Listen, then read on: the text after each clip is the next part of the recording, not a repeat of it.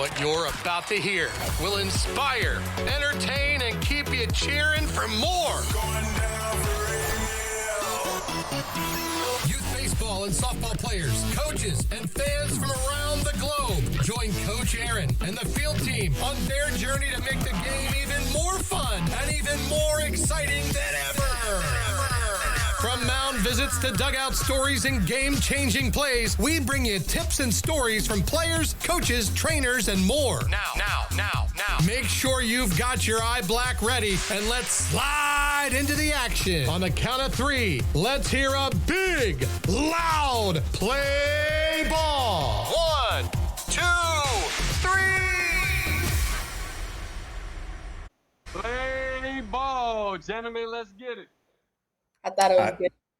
You thought it was good? All right, well, we can continue on in the episode. So, Preston, dude, I think this is like episode 10 of our 4th season, man.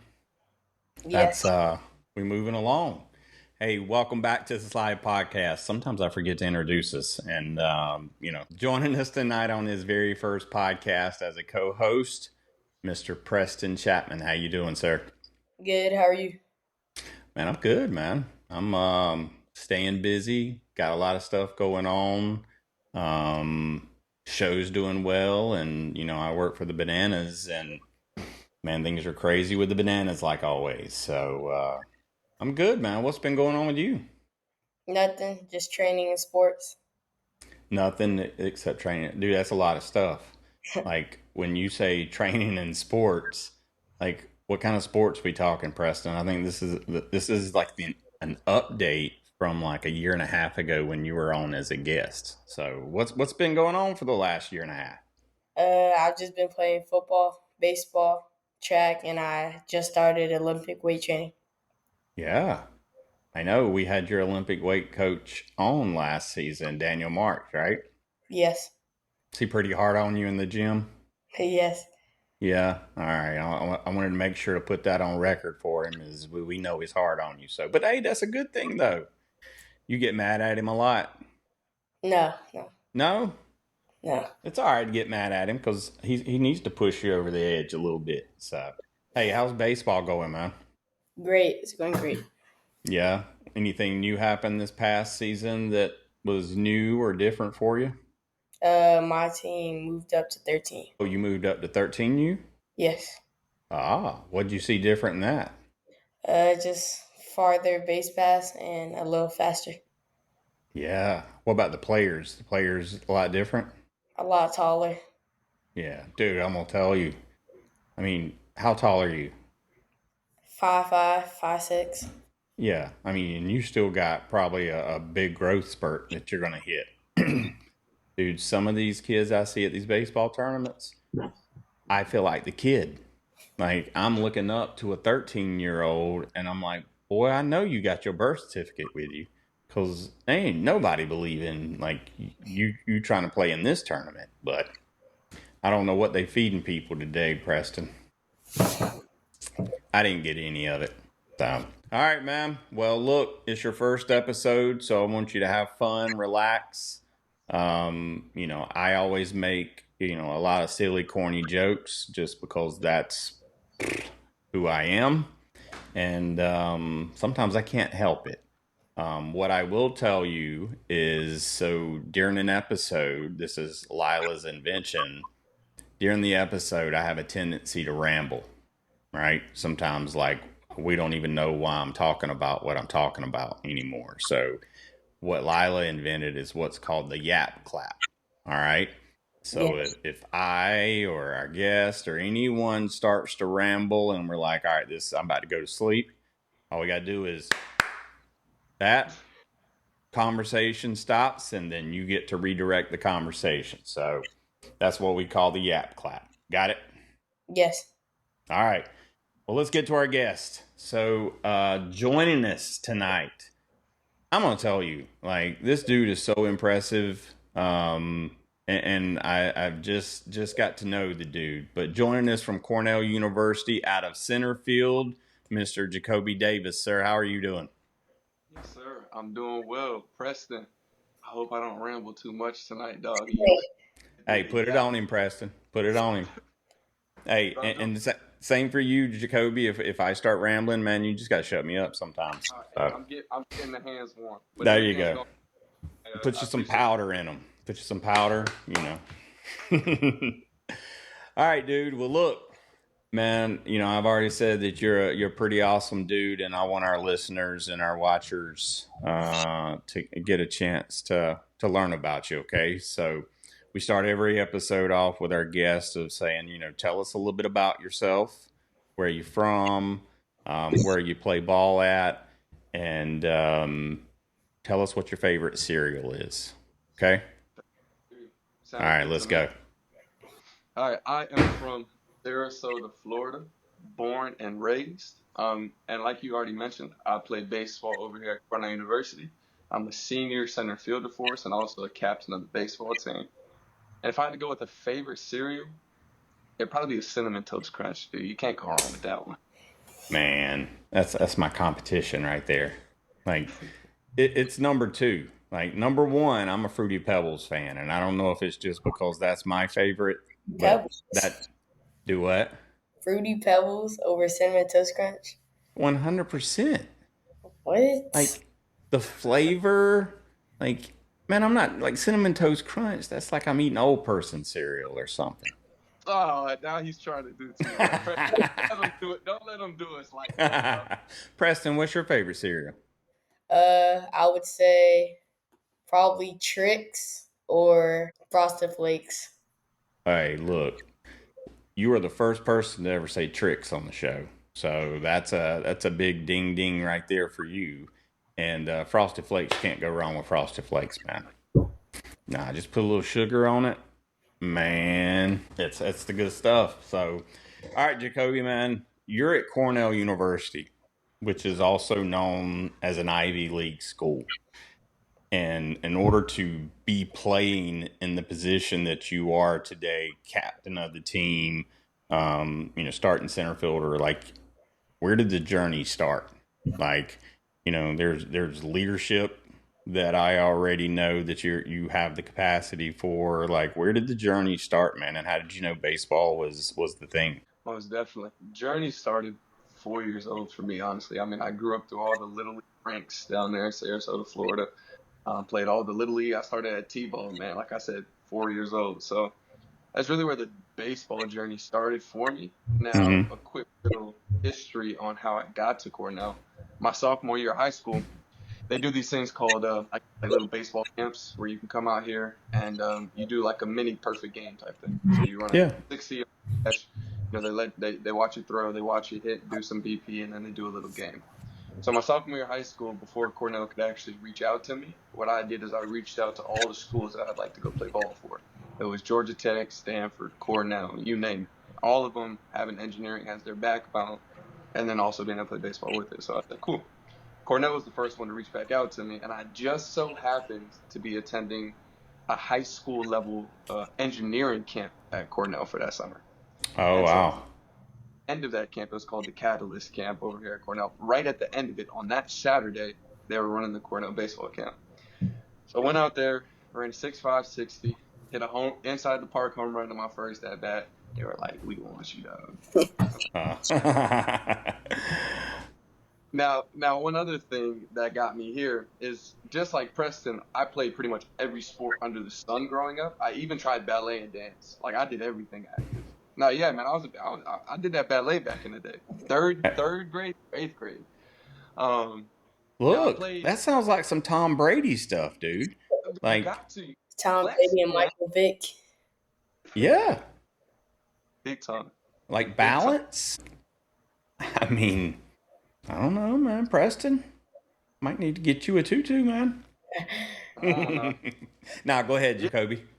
yeah, it's all of that. So it helps with flexibility, all that good stuff. But the thing that really solidified me in baseball is during high school, I played basketball as well as baseball. And, I was kind of torn between the two my freshman and sophomore year of high school. Mm-hmm. And my sophomore year of high school, we played Mount Verde Academy. They were number 2 in the nation at that time down in Florida. And there was a kid about my height. He was like 6'3", 6'4". I forget exactly what his name is. But during that game against us, he did a 360 windmill and dunked on one of our guys. And I said, all right, I'm not doing that, so I need to go find another sport where I can stand out at that time. So I figured I had that competitive advantage in baseball where I didn't have much in basketball. Wow. All right. 360 windmill dunk. All I right, know. that's like some who would do Allen Iverson, like who could pull something like that off? I forgot his name, but it's the best dunker in the NBA. Sean Kemp back in the day with the Sonics. Like, man. All right, dude, yeah. Big time. Well, man, that's I think you did pretty good though in your choice, man. Preston, go ahead, man. What is it like studying at an Ivy League school for engineering? Most definitely. That's a good question, man, because for me, engineering was honestly the reason why I chose Cornell over a lot of other schools because I knew that one day I was going to play my last inning of baseball. So for me right now, I'm trying to play professional baseball. So hopefully I get to play for the next 10 years, right? That's what I'm banking on. But eventually I'm going to be done with baseball. Then what? That's why I chose Cornell so that I could have this engineering degree that I could hold on to and pursue for the rest of my life. Now, how do I balance that? Well, the thing that I kind of lock into is like three pillars. So you have a social life, right? Like going out, hanging out with friends and all that good stuff. You have an academic life, so doing your homework, attending classes, all that good stuff. And then you have an athletic life, and that's hitting the weight room, that's doing all your stretching, doing all your baseball, all those things you need to do. At any given time, you can only be a master of two of those things. So for me, in the last 3 years of college, how I've been able to balance that is by mastering both my academics and my athletics and letting some of that social fall to the wayside, bro. So I really just locked into the books and locked into baseball, um, and let that social life fall away a little bit. That's pretty hot. Like, have the classes? Like, did you do the work that you needed, like in high school, to prepare you for Cornell? Most definitely. So to put it in perspective, Preston, are your grades on a 4.0 scale? I didn't hear you. Are your grades on a 4.0 scale? And I'm pretty and sure. and Yeah, so you're in a 4.0 scale. So I was in a 4.0 scale too. So coming out of high school on a 4.0 scale, I had an unweighted 4.0 GPA, but on a weighted scale, I had a 5.2 GPA because I did something that was called IB when I was in high school. It's like AP courses and all that good Yep. stuff. So I was top of the class. Definitely. Wow, that's impressive, man. Like, hats off. Because you know what, as a coach in college with those type of study habits, that type of academic background, like you deserve a shot. That's your ticket right there into most conversations, dude. I mean, do you get that, Preston? Yes. Like that's I've always used the term like you've got to earn a ticket to some conversations. And like there's certain things that could be on your resume that essentially always gives you a ticket. And that right there, man, I think any coach, MLB coming up next, are gonna love that about you, man. So, well, so there's so much, dude. Like when you went from high school, like the competitive level, I think I've said like so many times already, and I can't We stand should it. start. We should start like. Dude, we should. You'd be amazed when I edit these episodes how many times the word "likes" used by everyone. So, anyway, so as you were playing high school baseball, and then you start the transition into Ivy League baseball, like what was the biggest difference that you saw? I would say the biggest difference, in terms of competition level, you honestly you reach an equilibrium pretty quickly. Being down in Florida, especially in my conference where I was playing, I saw a lot of velo in high school, which was dope because that's usually the hardest thing to kind of grasp, You're moving right. up. I would say the biggest like, oh, I have to lock in moment was realizing that once you get to the next level, you are committing to a job. Like it's not just something you go do after school with your boys anymore and you get out there and you kind of mess around. It's like you are pretty regimented. Like I'm up at 5:30 every morning. I go lift before classes. I have classes all day. Then directly following classes at about 3 o'clock, I go to practice, do specific group work, then whatever the team needs, and then I go home, eat, sleep, rinse, repeat the next day. So that was probably like the biggest adjustment for me, was just how much of a time commitment it is at the next level. Yeah. But coming back to your high school work ethic, that was an easy adjustment, had to have been for you, right? Most stuff. Yeah. I mean, that's how it equates, man. It translates. All right, Preston, you take over. Uh, what was it like when you got your offer to go to Cornell? You want? Okay. Here's the reenactment. Coach Pep is my head coach here. Coach Pep Pacelli. Hey, Coach Pep, how you doing? What, you want to give me an offer? Come to Cornell University? Boom! Heck yeah! And then I ran around the house a couple of times, I think. Mom and Dad were running around the house a couple of times, I think. And then I turned on some music and I was dancing for about 5 hours straight, bro. That if I can encapsulate the feeling, that was the feeling of committing to Cornell University. Yeah. That's where's your school you want to go to, PMAC? Probably Vanderbilt. Okay. Vandy. Hey, you got to put some work in there, man. I've got two friends. I got two friends that went to Cornell first, and then because of COVID, they had a fifth year, so they only had 3 years of playing Preston at Cornell, which means they still had 1 year of eligibility left in college. And they both went to Vanderbilt. One went for basketball, and the other one went for football. Pretty dope stuff. Hey, Vanderbilt's, it's no joke there, man. That's a baseball school. Yeah. Well, look, let's talk a little bit about youth and your days playing as a kid. Like, what's your best memory, man? Thinking back at your childhood, the baseball field, the diamond. Like, what's your best memories, man, coming out of those days? It's pretty simple. We used to have Little League All-Stars. Do they still do that?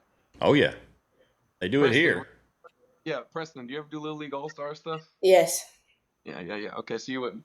So we used to stay at this hotel over in West Palm Beach. Forget the exact name of the hotel, but they used to have this big old pool, and one of the dads would get a football, and he'd be in the deep end, and we'd be kind of in the shallower end on the side of the pool. He'd throw the football up, and all of us would jump in at the same time and try to catch the football in the air. And we'd all land in the pool and all that kind of stuff. And then we'd also play wiffle ball while we were at that hotel, and they had like a big grass lawn, and I mean, it felt like we were out there until 1 a.m. In reality, it was probably like 9 o'clock at night, but it felt like it was way longer. It just felt like time was endless during those times, man. That's probably my favorite memories, Little League All-Stars. Tell me what you took away from that, Preston.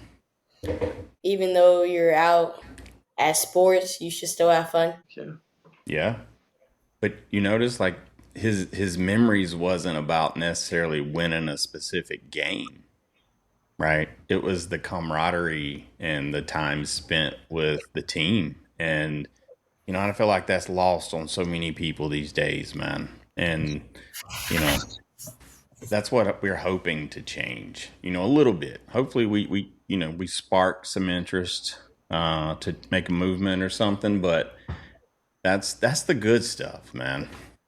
Like just having the friends and like just chilling and hanging out.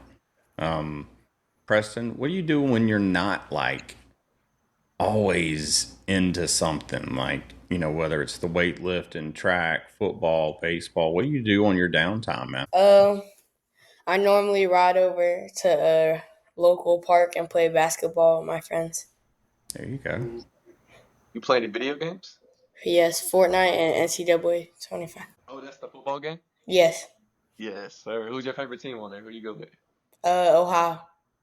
Ohio. Okay. State? Yeah, Ohio State. Oh, dude, let me tell you. Ohio State, I can't hang. What? Dude, you're in Florida. How you going to pull for Ohio State? Because I met Jeremiah Smith 2 years ago. Well, you know what? He was supposed to be a Miami Hurricane, too. And he changed his recruitment. Like, I got some bad blood for him right there. But look, dude, I'm a Hurricane fan, so I can never, ever pull for Ohio State. I don't, there was we got robbed of a national championship. Either way, we ain't gonna talk about that no more. All right, dude, you said Colorado, Jakobi. Now, sir. Yeah. Dude, I'm gonna tell you, I love the Sanders, man. Yeah. Tough. Your boy T I Hunt. Oh Travis Hunter. yeah, Travis Hunter. Yeah. I was about to say, you know him? Like, hold on, your boy. Like, oh, okay, Hey, Travis Hunter, man, give me some clout on here. Now I don't know him for real. dude. You know what? The cool part about it is they're all great people. Like beyond the sport, like they're good people. And like Dion is my bucket list #1 guest. So if you're listening, Dion, we need you on here. Dude, like I've looked up his agents, everyone trying to get him on here. But anyway, I love Dion, man. He's a phenomenal leader. And dude, man, he's like Denzel Washington to me. Those two are my role models, kind of. I don't see. This is where I can get talking about the Sanders, and I have to clap myself. All right, go on, Preston. Um, when you were taking those courses for Cornell, was it hard, or was there a moment where you didn't want to do it no more? Heck yeah. So coming in my freshman year, I have a great story for you. So like I said, coming out of high school, on a 4.0 scale, I had a 5.2. Like I had never gotten below a 90% on any exam, just like a perfectionist in a sense. So I got here my freshman year, and Cornell is historically known for being a super hard academic school, especially for engineering, because it's one of the most rigorous in the nation. Rigorous just means one of the hardest. I got here my freshman year, and the first course that I had taken an exam, and they called them prelims here. It just means an exam. I took my first prelim in general chemistry for engineers. It's general chemistry. How hard can it be, Preston? So I sit there, take my exam. I feel not so good about it. We get the exam scores back. So what they do is they give you a breakdown. They give you what the class got as the average score on the exam, and then how the grades were distributed. They call it deviations. So you could be a deviation above or below. So we stepped into class the next day. Professor says, all right, the average on that exam, guess what the average was on that exam? Give me a percentage. 72. 40%. The average was a 40%. That's an F, dog. And your boy got a deviation below that, which means I got Oh snap! 100%. I'm looking at myself and I'm like, there is no way. Like I'm just not cut out for this. Like this just wasn't meant for me. And I talked to my parents, my biggest support system, mom and dad, Michelle and Curtis Davis, the GOATs. They kind of just kept breathing life into me, said, you know, you got this. This is where you're supposed to be. Anyways, by the end of that semester, what they do is it's called curving classes. So they don't take your raw scores on all of the exams and all the homeworks. If you got, let's say you got a 60% on all that stuff, it actually means you got a B+. So by the end of the semester, I had a B+. But every single exam for every single one of my courses, my freshman fall, so my first semester here, I didn't get above a 60% on any exam. So I was failing by every metric of the word. Yeah. Wow. And what did it take, and what changes did you make to improve that? I'm sure that was like a major shock for you. To the system. It's a major shock to the system. First of which, understanding that they're curving these classes. So they make them much harder than reality, simply so that when you get into the workforce later on, those problems that you face, you're better equipped to actually deal with them. So if you're getting 60%, it's really like you're going to end with a B+ or an A. Because I've only gotten 2 C's at Cornell. Everything else has been B's and A's. I've been passing things with flying colors. But the other part of that was tapping into my resources here at Cornell. That's probably one of the biggest things that I've done throughout my life, is tap into my village, what I call it. So I tapped into a lot of the professor resources. I tapped into a lot of my friends that were doing well in those classes. I said, hey, how do you study? Can I come study with you? Can I do homework with you? Can I pick your brain about different stuff? And so once I started to understand through my resources what were those things that were going to make me successful in the classroom, over time, it got me to where I am. All right. Sorry, this is the dad in me coming out. So you talked about like how you asking, your friends, how do you study? Like, I think that's such an important question right there, man. Like, because I think the art of studying is like gone. I mean, Preston, what does your studying look like? Probably going on with my tutor and spending about 30 minutes on the assignments I've worked on. Yeah. Is there a subject that's harder than another for you? Probably my math because it's advanced and we work on a grade up. Okay. There you go. Now, you getting through it pretty good, Yes, so far. dude. Hey, you might want to take the Ivy League road too, man. I mean, he's. Just let me know. I'm gonna write that personal recommendation letter, dog. Just let me know. Hey, look, this is coming from someone who was like the head of his class, Yeah, Preston. He set the bar high, man. I'm gonna tell your dad afterwards this. You have committed to being first in your class. I'm just. We got a little laugh out of him. Did I heard you that heard too. it? Yeah, I heard There we that go. too. Yeah. But but that's the thing though. You see a lot of athletes. They're taking college athletes. They're taking easier, you know, studies. Now, not all. There's some like yourself that their studying is very important. But I mean, that's just impressive in itself. Is that you went the hard route. Really in a lot of cases, but you set yourself up for success no matter which direction you end up going. Now, speaking of that, well, before we move to the next step, we've said the word Cornell so many times. Do you watch The Office? I did watch The Office. Yeah. Are you familiar with the character Andy that went to Cornell? Andy is so funny that you say that because the character, like, even though the dude who plays the character didn't actually go to Cornell, Right, he's right. been to Cornell times while I've been here, and I've actually got to meet him before. No way. Yeah. That is so cool. Yes, sir. But yeah, dude, like every time I hear somebody say Cornell, because he used to like go crazy about it on the show. So anyway, so thinking about like next steps for you, obviously it's graduating school, but I think is the draft before you graduate.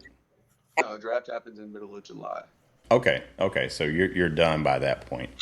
Yes, sir. What are you doing to prepare for what could be coming up in the future? Most definitely. Um, if anybody, if Preston, because you just followed my Instagram, so you can see a lot of the stuff that I do. A big thing that I just did over this past summer and over this past winter break for my off season was I went to a place called Driveline Baseball. And they're basically, industry leaders, especially when it comes to all the tech and stuff like that. You get in this thing called motion capture lab, and it's got like 30 different multi-million-dollar cameras on you and stuff like that. So I just found out the truth about exactly who I was as a hitter and exactly who I was as an athlete and what those gaps were that I needed to fill. For me, if we're going to get even a little bit technical, I need to create more space when I'm swinging and a little bit more separation when I swing so I Okay. can use the maximum amount of power that I need to. So understanding that and then being able to work with those guys there. I mean, I've worked with them for, a couple of months now to get myself there. And then on top of that, making sure that I have all the schoolwork out of the way and that I market myself as best as I possibly can so that over these next couple of months while I'm in my season, because Preston, I don't know if you know, but college baseball starts and Ivy League starts a week after them. So we start February 21st. And we go down, we play Duke. It'll be down in North Carolina. It's going to be sick, bro. So for these next couple of months, because we play from February 21st and we play all the way through May 10th, and then we have Ivy League championships and then the road to Omaha. That's what I'm trying to be on, baby, with Cornell baseball. Hey, um, do it. Let's so I'm go. gonna tell you, so for these next couple of months, all I'm focused on is having the most fun that I possibly can, and it's this idea of leaving these next couple of months, being able to look at myself in the mirror and say, there are no what ifs about my baseball journey. There you go. That's the biggest thing. And I'm gonna tell you, like, you're impressive, man. I know your parents have got to be like just ecstatic over the moon about their son. Yeah. Um, just the discipline and just man, good stuff, dude. Good stuff. I had a question that I was wanting to ask you. I'm sorry. If you had to write or summarize your scouting report, What would you say about yourself? Don't throw this guy an inside heater. There you Yeah, go. I said don't throw this guy an inside heater. But to give you a little bit more on that, this dude's got wheels. He can do some damage and create some chaos on the base path. So let's make sure that we're watching him there. And that would pretty much be the two big things in my Okay. scouting. Who do you compare yourself, or who would you compare yourself to that's out in MLB these days, or someone in history? Yeah, so well, Curtis Granderson I love because he did a lot in his community back in the day. So I love Mm-hmm. him. But a current player, his Instagram handle is Z-Law. Lawrence Butler plays for the Oakland A's right now. And dude, Okay. he plays so much energy. Swings from the left side too. That's probably a player I would compare myself most to right now. Dude, that's it, man. Like when you get there, because I don't think we have to say if, but So, like when you get there, like man, show people you're having fun. You know what I mean? Like I feel like that's where, and Preston, you can tell me your opinion on this, but I feel like that's where like MLB loses some of the fans is. I mean, everybody says baseball's boring. When in reality, it's nowhere near boring, but it's the players, man. And do they look like they're having fun? De La Cruz, holy cow! Like the dude's having fun. I mean, there's a handful of players, but let me ask you this: what's your take on this? So, I work for the Savannah Bananas, right? big time. Everything we do is for the fans. All right. When the rules change, when anything is ever changed, it's for the fans, right? Nothing is ever communicated, talked about when it comes to dollars and cents. It's whatever's best for the fans. What if a major league athlete stood up on the podium and just addressed everything as we want to get better for the fans? What would that do?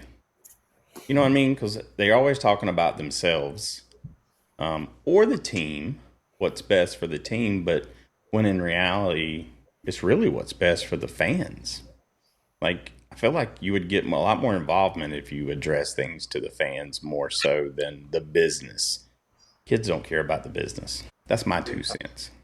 Big time. I would say too that not necessarily during game time because during game time, that professional athletes, you go do your thing. I got mad respect for you. You put in the work, man. Whatever you decide to do on game day, do it. But it's community outreach, man. So when I was in Danbury, Connecticut this past summer because when you're in college, Preston, during your college summers, you can either do internships and job type stuff, or you can go play collegiate summer baseball. So I went and I played collegiate summer baseball in a league called the NECBO. You might have heard of the Cape Cod League before. Yep. Then there's EO, and then there's a couple of other leagues and stuff like that. So when I was out there in the NECBO this summer, because I have Champions Voice, Aaron. Maybe we'll get to that on Yep. tonight's. That's next. I would get out into that community and I would talk to the kids that were around us. I mean, we literally played in a youth complex, and those kids were kind of straggling to our games at the beginning of the summer. And then I started actually actively reaching out to them and going and talking to them and going and watching their games, going and giving them instruction. And then by the end of the summer, I had little league dudes surrounding the entire field screaming and chanting for it. So it's just like by showing them that little bit of time, energy, and attention, they're going to do that back for you tenfold. Oh So I my gosh. Yep. definitely benefit from that for sure. I have a question. Yeah. So Go ahead. So I've been recently thinking about joining the public speaking program at my school. How was it like starting your company? big time. I love it. So for me, boom, Champions Voice. I started this in 2023, but Preston, I'm going to be real with you. This public speaking journey and the way that I'm able to speak and present now is because I started when I was your age. How old are you? 12. 12. You're starting at 12. I started at 12. Funnily enough. Do you know what the Boys and Girls Club is? No.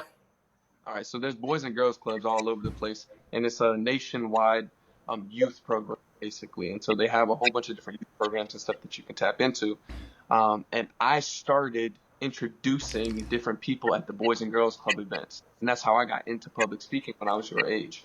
Um, the best piece of advice I could possibly give you is that the earlier you start on these things, the better you're going to become. Big Are time. you looking forward to starting public speaking, Preston? Yes, I do it sometimes at my church. Love it. That's Does it great, make you man. Does it make you nervous now? No, not as much. Not as much. Awesome. Because I'll tell you what, man, you're really good at presenting yourself well, and you do it well at just 12 years old. Thank you. Yeah, for sure, bro.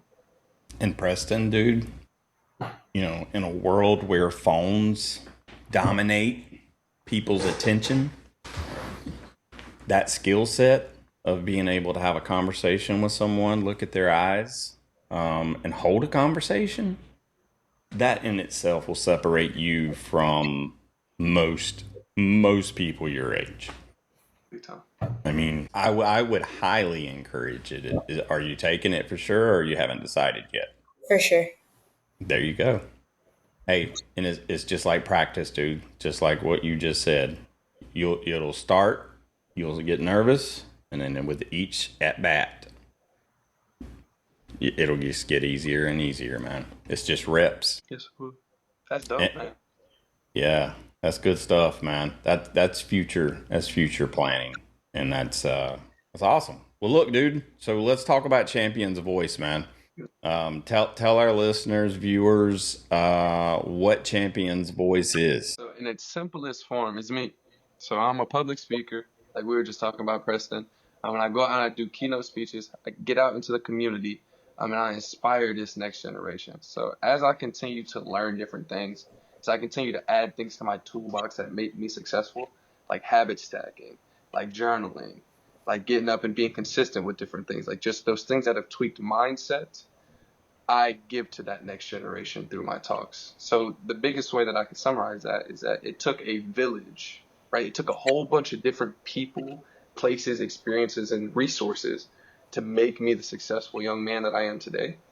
So I want to, through Champion's Voice, be a part of as many of today's youth villages as I possibly can so that they can achieve their respective sense of success. It's incredible, and that's actually how I stumbled upon Jakobi. Is I saw Champion's Voice first, and then I'm like, all right, who's Champion? Whose voice? I got to figure who this dude is. Well, how did you get started with it, man? So I got started with this back in 2023, and I was doing a couple of talks just very locally because I was up here in Ithaca, New York. We would do summer camps and all that kind of good stuff. I'd get out there and I'd impact the youth, and it's always been something that I wanted to do. So, a little bit of backstory. My parents are both educators at the high school level, and they've taught abroad. So when I was in fifth grade, Preston, you'll get a kick out of this, Preston. In fifth grade, I lived in Mumbai, India. That's all the way over in Asia. Guess how long the plane flight was for me to get there? 7 hours. 19. I had breakfast, lunch, dinner, and breakfast again, all on the same airplane. All right, were you on one of those 2-story planes where, like, you were? It was, and it had 2 stories. It had 2 stories. It had the first floor and second floor. I've never been on one of those. I just thought they were for the movies. No, that's crazy stuff. So moving on with the story. So my parents, they did that when I was in fifth grade, and they took me over to live in India for a whole year. I learned the language, all that good stuff. So just recently, when I started this company back in 2023, my parents are doing another teaching opportunity. Instead of in Mumbai, India, they did it in Ho Chi Minh City, Vietnam. So they were over in Vietnam for 2 years. Wow. And so when I had first launched this business, I was going over to meet them during my winter break in 2023. And I had a couple of speaking engagements that I lined up at the international schools there to talk to them about the intersection of sports and the rest of your life and how you can integrate sports into your life to be successful in other things. And that's really what kick-started this business. That's what got me my first speaking opportunities. And from there, it's just kind of snowballed as I've made my way back to the States. I've got all the artifacts now, meet people like you, and it's just been growing exponentially ever since. What do you want to come of that, man? Biggest thing is just being able to impact youth. Like this conversation right here tonight, being able to speak to Preston, being able to look at Preston. Biggest thing being like, yo, me and Preston look exactly alike. We both got the cool dreads, man. We're both biracial, you know what I'm saying? To be in a place where I can show kids physically, verbally, that they can be in the spaces where they are not at right now, That's the biggest thing that I want for this business, to allow today's youth to be able to conceive things that they might not have otherwise believed possible. That's right. Now, for Preston, he's just starting this journey of public speaking. You've exercised that muscle for quite some time. Now, I know the feeling of talking in front of a large crowd. There's a rush to it. How do you feel on stage, man? Now, given all these years of practice and experience, what's Preston got to look forward to? Here's this thing you have to look forward to, Preston, and you're gonna work at it because you have awesome parents, simply because of the young man that you are right here in front of me today. So I know that they're gonna work with you on this. It's this idea of being extremely present in those moments of extreme excitement. When you step up on that stage and you have, so when I was over in Vietnam, I had 500 kids out in the audience one time. And I stepped up on this stage and I looked out at the crowd and they're screaming. They're like, oh my goodness, this is awesome. And as soon as I started talking, crickets. Eyes locked on me, listening and hung up on my every single word. You start to realize just how much power your words can hold.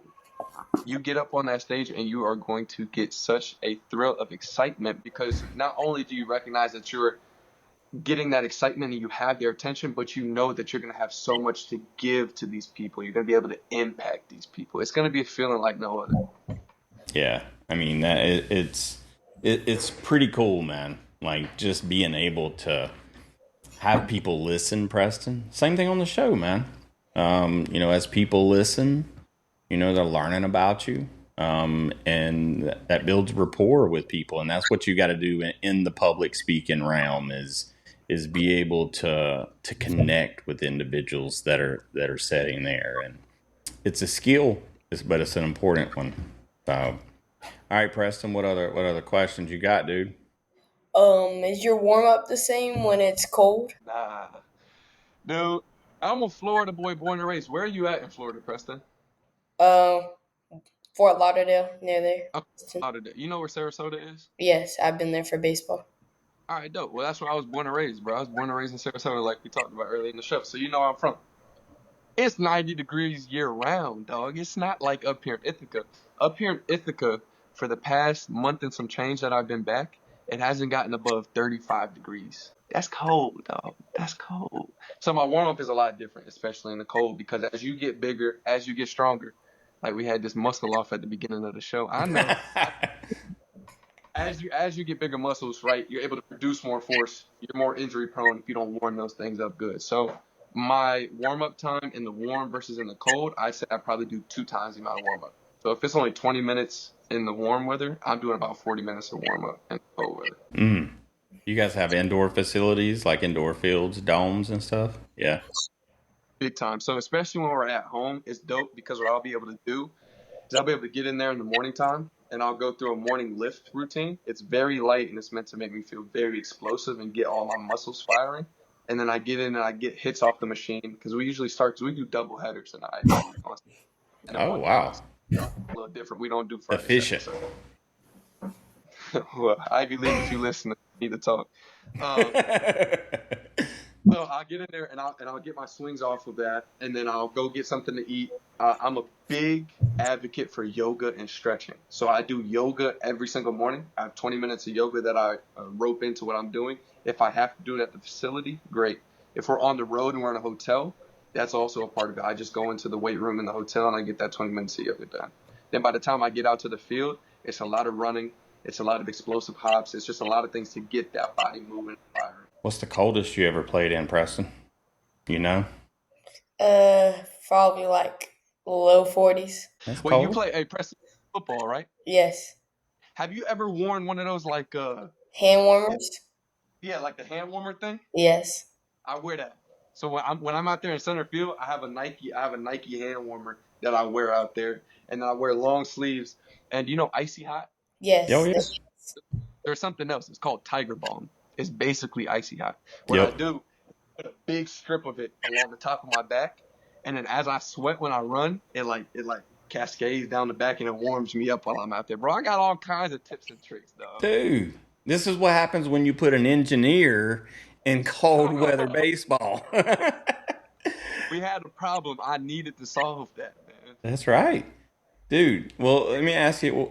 Let's. That's good stuff. Do you need to like make a list of these things? Like, yeah, you could do some stuff with that. Like, how much of your game like changed in the cold weather? Because I mean, did it change with the cold weather? Not willingly.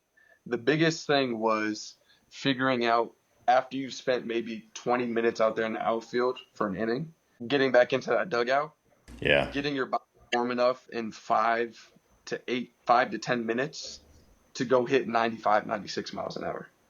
So the biggest change in my game was I got kind of slow at the plate with my swing. Lost a little bit of confidence there for a little while, especially my freshman year. So the mm, biggest thing, making sure that I developed a routine and a system to get my body up, moving, and warm before I stepped up to that plate, so that I could be swinging at max capacity, getting the A swing off. I like that. I mean, that's there's a problem. You got to find a fix for it. I mean, that's it's it, Preston, dude. That's be a problem solver. No matter what you do in life, man, be a problem solver because there'll always be a place for someone like you, and that's what I get the most kick out of doing, man. That's I love that kind of stuff. So let's say you know we're some years down the road, and you got this civil engineering degree. What kind of stuff you want to do with it, man? Big time. MLB. This is after I have a long, fruitful career with Of y'all. course. I get some rings from my organization. Done with that. It's this big thing with renewable energy. So I have a civil engineering degree, Preston, but you can get these things called minors, or you can get a focus in something while you're here, or concentration. So my major degree is civil engineering, but I have a focus or a minor in renewable energy systems. Renewable energy is just, have you heard of wind turbines, Preston? Yeah, the movement of it. Exactly. So you have wind turbines, you have solar panels, you have hydro power, that's like the turbines and all that big stuff. So that's where I'm going to be working. It's called the energy transition, basically, Aaron. So we're in a spot right now where we're transitioning from non-renewable energies, our coals, natural gases, all that kind of stuff. And we're starting to implement more renewable energy, right? We want to take CO2 out of the atmosphere. We want to stop the warming. We want to, be a greener society as a whole. So I'm going to be helping aid our country and countries around the world make the switch from non-renewables into renewable energy. Gotcha. That's that's pretty freaking awesome, dude. There's no telling after your, we probably play around, 15 years or so, I dude. like it. Who knows what we're going to be doing at that time, man? I mean, I feel like COVID like we got fast forwarded like almost a decade with inside that year, man. And we might really have flying cars at that point. So, Big. Preston, what else you got, bud? I want to make sure you get everything out here. What kind of bat do you use? What kind of bat do I use? I use a 34-inch two-piece. Oh, that didn't sound like you approved. What bat do you use, though? Oh, I use an Easton High Fire. That's the it's like yellow at the end, like on the barrel, and it's like red. It's like Yes. yeah, because you're still using what USSSA bats. Yes. Well, Yeah. I guess play with a 14U team locally sometimes. So Okay. So do you use BP core bats yet or no? I used one this weekend. It was a good. Copy that. Yeah. When you get to BB core, and get some of that on you, you're gonna be swinging a 34 two-piece goods at some point too. I can call it You said you have the goods. That's the one you got. the good. Yeah. The good. All right. What else, Preston? How many times a day do you hit? Well, a day or a week? I hit every single day.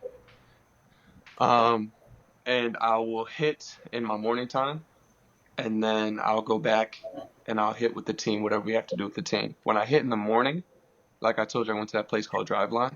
So it's super cool because they have a Driveline app, and they give me all of the drills that I need to do for the day because they have their specific weight trainer bats and all that kind of good stuff for bats. Mm-hmm. So I have about an hour's worth of stuff with that I do in the morning times. And then I go back at the end of the day with my team, and I could probably have like another 20, 30 minutes. How often you hit, Preston? Every day. Every day. I That's got good. something for you. Phase, Preston. Biggest thing is getting as many swings as you can so that you can understand your body and how your body moves. Because everybody's swing is personalized to them, right? Like no two swings are going to be created the same. Because another thing in this game of baseball that you're going to have to recognize and that you'll start to embody over time is defense. All those drills and stuff that you do for defense. What position do you play? In football or baseball? Baseball. Center field, outfield. Baseball, bro. Come on. Hello. All those drills that you're doing for center field and baseball, you can perfect your defense. I am known as a defensive center fielder. Like I am really good on defense. When it comes to hitting and swinging, that's an art that can never be perfected. We're always looking for the next drill. We're always looking for the next cue that's going to get us over that little slump. So the biggest thing that you can do at your age is have fun swinging and making sure you gamify as much as possible so that as you get older, as you get bigger, you understand exactly how your body moves and you understand how you want to swing. Make sense? Yes. You said gamify. I think that's a key right there. Did you understand when he says gamify, what that means, Preston? No. All right. I got you. When I say gamify, I'll give you an example of it first before I give you a definition. Gamify, one of my closest teammates, his name is John Quinlan. Shout out John Quinlan. Me and him are up every single morning together. We get in the gym. We push each other. We hold each other accountable. It's great to have somebody like that.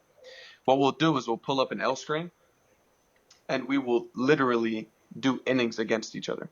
So one of us will be out there. We're both hitters. So we'll have the L screen maybe only like 20, 30 feet, not very far, but we will literally do at-bats against one another. And then we'll do 3 or 4 innings like that.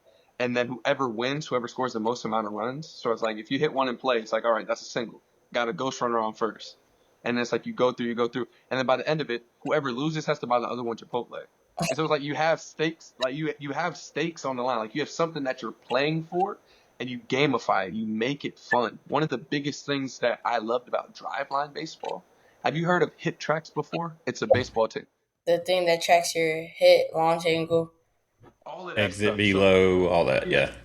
When you swing, you hit the baseball, it tells you how hard you hit the baseball and what launch angle you hit the baseball, and it gives you a path of where you actually hit that baseball. So when I was at driveline, it made it so fun to be in a cage because being in a cage sometimes, especially up here up north, it can get boring after a while, just doing the same things over and over and over again. So by having those things that make it gamified, right, it makes it feel like you are still playing your game. That's the biggest thing.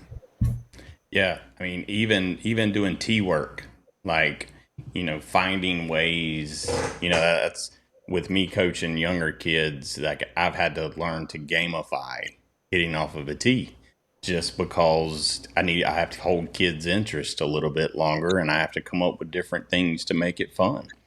And, but yeah, Preston, I think that's like super important, man, is always keep the fun in everything, even in the training. So, all right, Jakobi, man, we've had you almost for an hour, and we can't let you go anywhere until we ask you our last question. Okay. All right, Preston, do you know what our last question is? This is your first time as being a co-host. Do you know what that last question is? No. You can whisper it. I won't. You got your ears plugged? Ears plugged. All right. Walk-up song. Oh, okay. You want to ask him? Yes. All right, cool. All right, this is usually the hardest question that we ask. I will say, like it's what we get told all the time, man. Preston, take it away. Jakobi, what is your walk-up song? Oh man. Oh, that's easy. Swag. I think it's called Swag. Swag. Surf. Swag. Oh, Surf. that one. Surf. You can look it up. If we don't know or if we can't get it, I'll shoot you a text, Aaron, with the actual song with the actual artist. But dude, it gets the crowd bumping every single time. Can you? All right, Preston, you know it?